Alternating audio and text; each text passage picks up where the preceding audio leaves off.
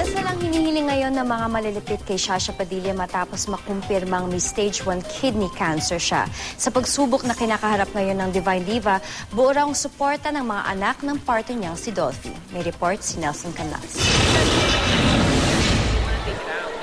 Marami ang nag-alala ng mapabalitang na-diagnose si Shasha Padilla ng stage 1 cancer sa kidney. Hindi lingid sa kaalaman ng mga malalapit sa singer-actress ang kanyang kalagayan. Funeral service pa lang ng daddy ko, alam na namin na meron siyang cyst nga sa kidney niya, size of a golf ball.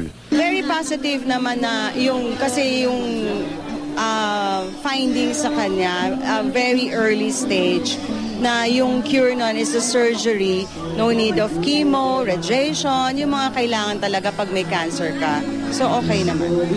Ayon kay Epi, hindi raw siya nababahala dahil kilala niya raw bilang matatag si Shasha. Pero gayunpaman, humihiling sila ng panalangin sa lahat para sa pagaling ni Shasha. The family is behind her through this trial that she's facing right now. Of course, we are behind her. I will offer a prayer. I will offer a prayer later sa awarding for her recovery. Samantala, natuloy kanina ang ika-4 na Pidol Golf Cup kahit wala na ang pangunahing organizer na si Mang Dolphy. Itutuloy daw ng mga anak ng Comedy King ang kanyang mga nasimulan, lalo pat ang kikitain nito ay mapupunta sa Dolphy Aid para sa Pinoy Foundation na nagpapaaral at nagtuturo ng kabuhayan sa mga kapuspalad.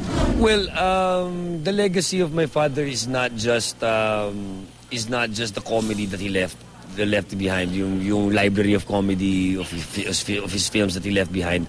His legacy is actually to still be able to help people even if he's not with us anymore. So yun yung pinaka-legacy gusto naming ipagpatuloy.